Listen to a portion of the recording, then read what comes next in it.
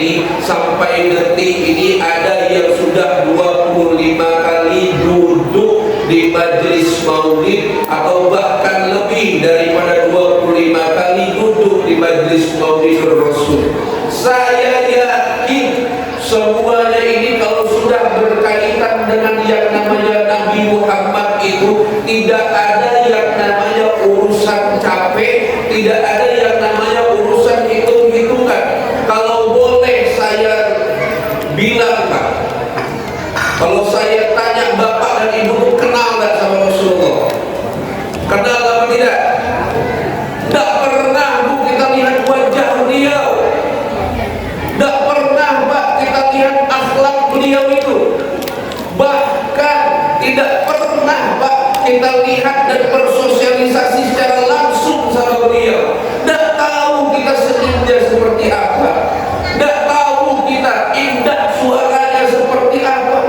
Tidak tahu kita bentuk hidungnya seperti apa, tatapan matanya seperti apa, bidang badannya pun kita tidak pernah tahu seperti apa.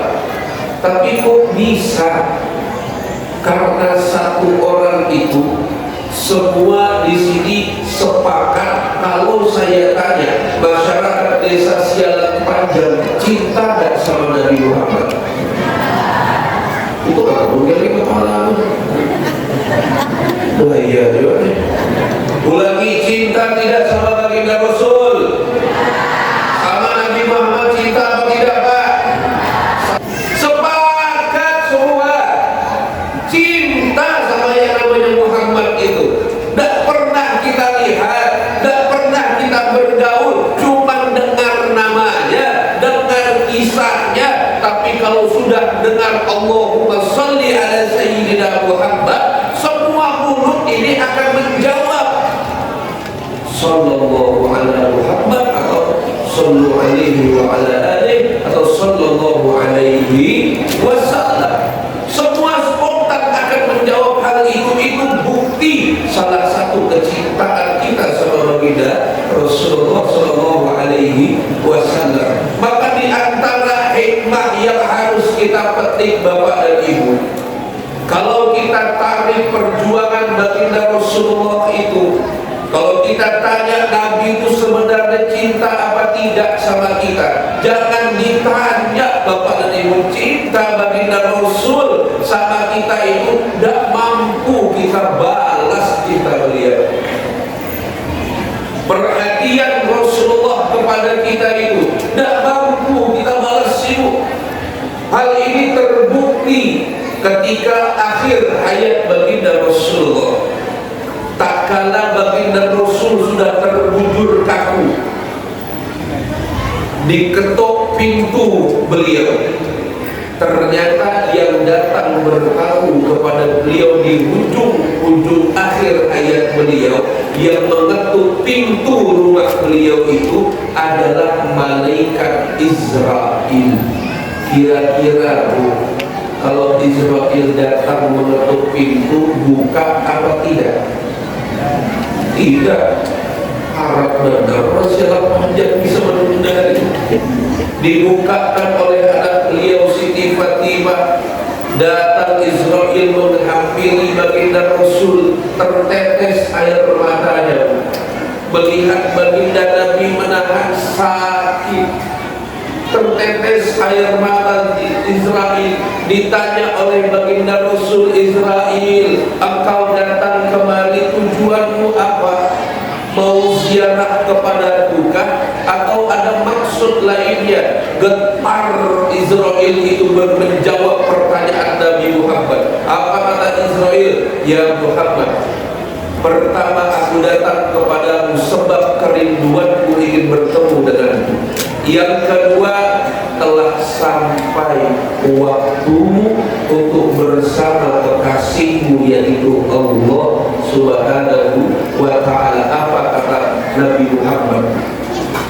Israil tidak rela, tidak ikhlas kau ambil ruh dari badanku ini sebelum kau bilang jaminan untuk umatmu di masa yang akan datang.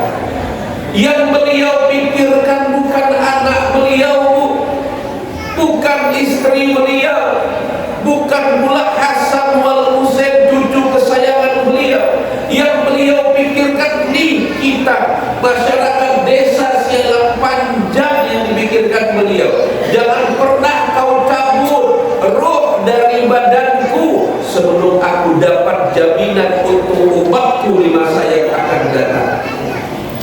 Maka ya Israel, pergilah engkau menemui Allah, mintakan jaminan untuk umatku. Setelah aku setuju, baru kau boleh ambil ruh dari badanku. Israel pergi Pak menemui Allah Subhanahu wa Ta'ala. Tidak berselang lama turun lagi ke dunia, berkata kepada Nabi Muhammad, ya Muhammad, Allah berfirman kepadamu, barang siapa dari umatmu 1 tahun sebelum wafatnya ia bertaubat kepada Allah, Allah ampuni dan Allah masukkan ia ke dalam surga. Apa kata Nabi dan Rasul? Israel, jangan kelamaan Israel, umatku telah lalai. 14 abad yang lalu ibu Rasulullah itu sudah memprediksi kelalaian kita semua.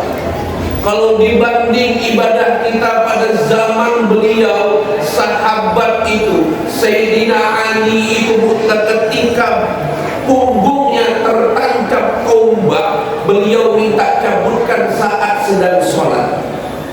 Tertancap tombak di belakang punggung Sayyidina Ali, mau dicabutkan oleh Sayyidina Umar, menjerit Sayyidina Ali kesakitan.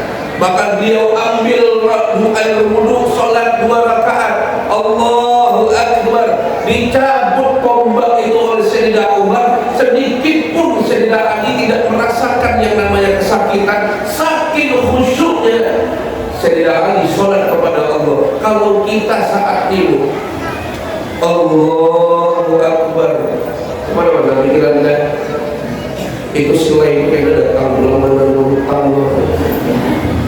Allahu Akbar, baru Bismillahirrahmanirrahim. Lakiku belum pulang nih, pemaknanya gila. Jangankan yang dicabut tombak dari badan kita, tergigit nyamuk aja geraknya banyak. Gigit nyamuk di sini, nyamuk deh. Nah itu kita. Makanya Rasul tahu kalau kita ini umat akhir zaman yang penuh dengan kelalaian. Akhirnya disuruh kembali Israel menemui Allah, mintakan jaminan lagi.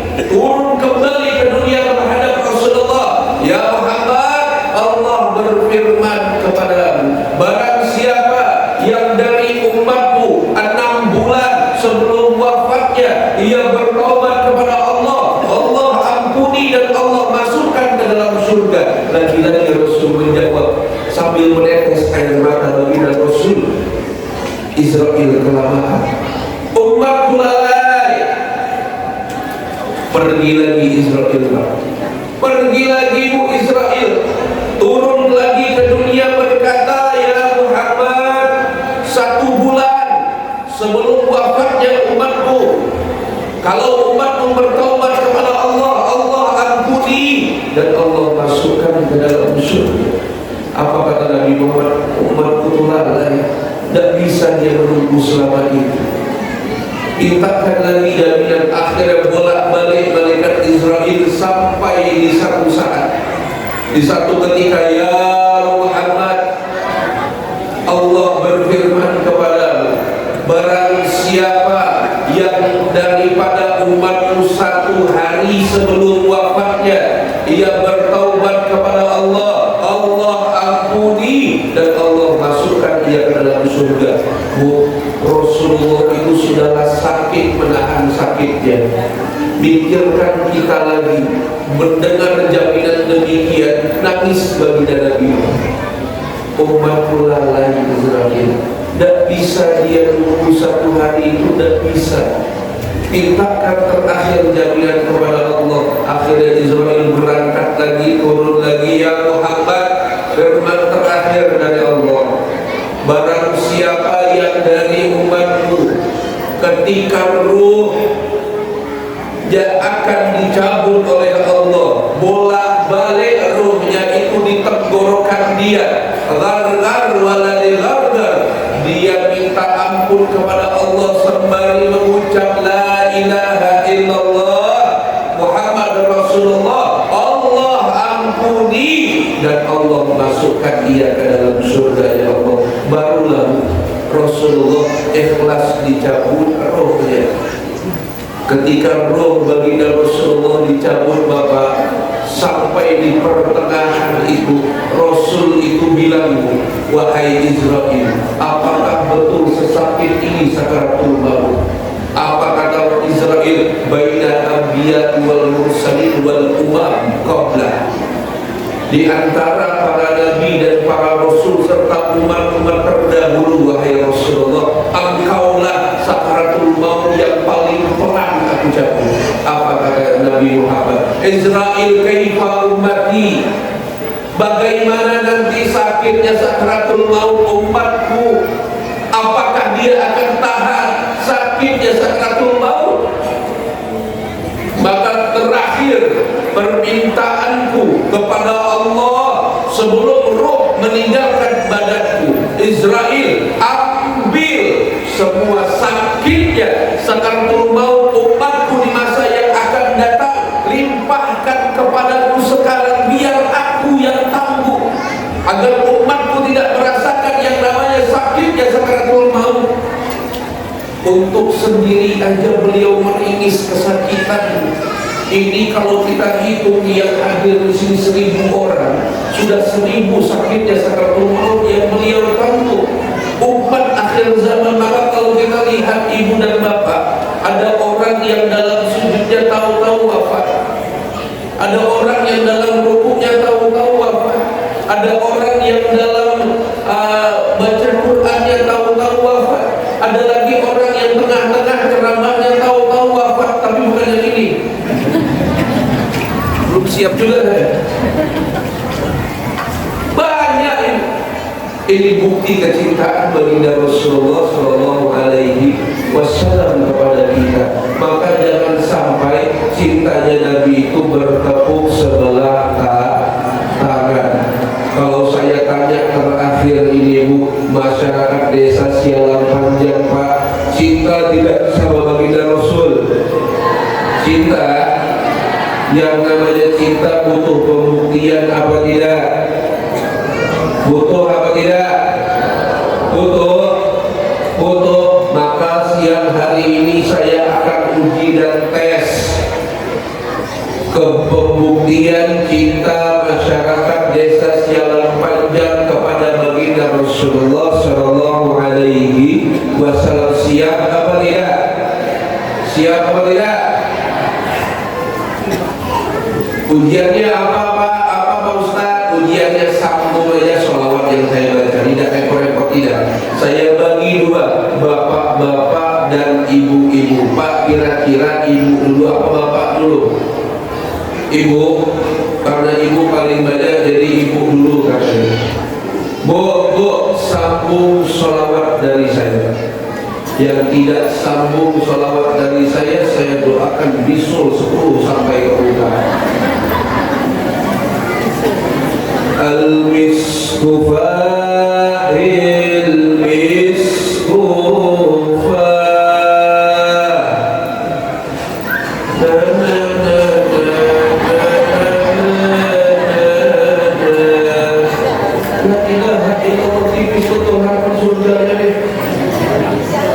yang lain aja siap.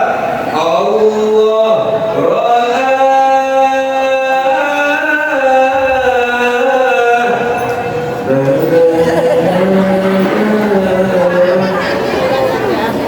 cinta tak sama Nabi?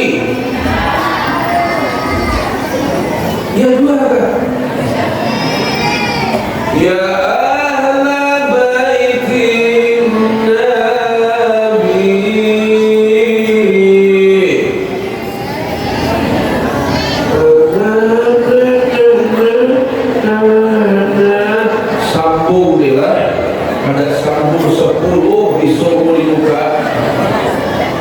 Jalankan diriku sebut pun 10 kudu akan bukan disambung sebut pun kembali sakit teruskan tak apa-apa lebih baik sakit teruskan daripada terbalik ya terbalik itu banyak Pak memang tidak ahli nyanyi saya kalau dangdut deh Bapak jatah kalian lagi baik sambung sholawat dari saya yang kadang bersolawat kadang menyambung bisul 12 siapa? Sallallahu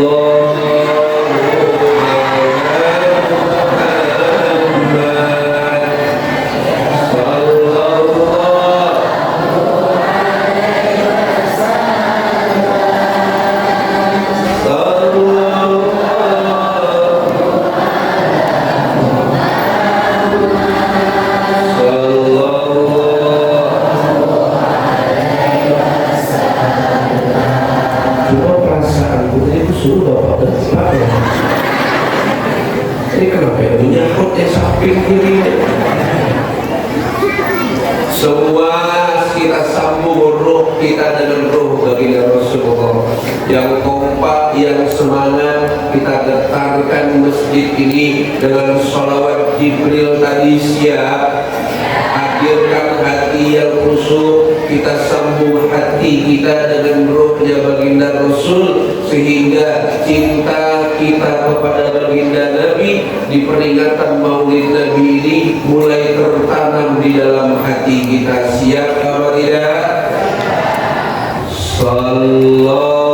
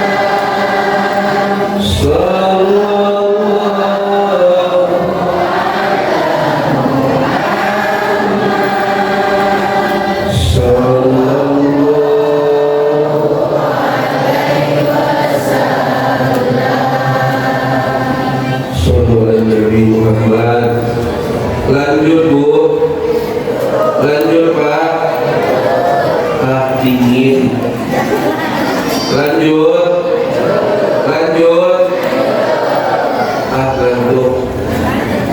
lanjut tidak? Hikmah yang pertama kita menanamkan cinta kita kepada baginda Rasulullah Sallallahu Alaihi Wasallam. Hikmah yang kedua saya tancap gigi 4 nih Pak. Hikmah yang kedua teladani akhlak beliau. Beliau sendiri yang bilang innama bu'ithu liutammima makarimal akhlak. Aku ini diturunkan oleh Allah, diutus oleh Allah bukan untuk memperbaiki ekonomi, bukan juga untuk memperbaiki perkara dunia, tapi aku diutus untuk memperbaiki akhlak umat manusia. Teladani akhlak beliau Pak. Di antara akhlak beliau itu ibu Nabi itu sabarnya luar biasa. Hal ini terbukti ketika beliau dakwah ke kota Taif, di mana beliau bukan sambutan yang beliau dapatkan Pak, tapi ketika beliau berkunjung ke kota Taif, beliau mendapatkan lemparan batu dan kotoran. Pecah Pak pelipis beliau, pecah Bu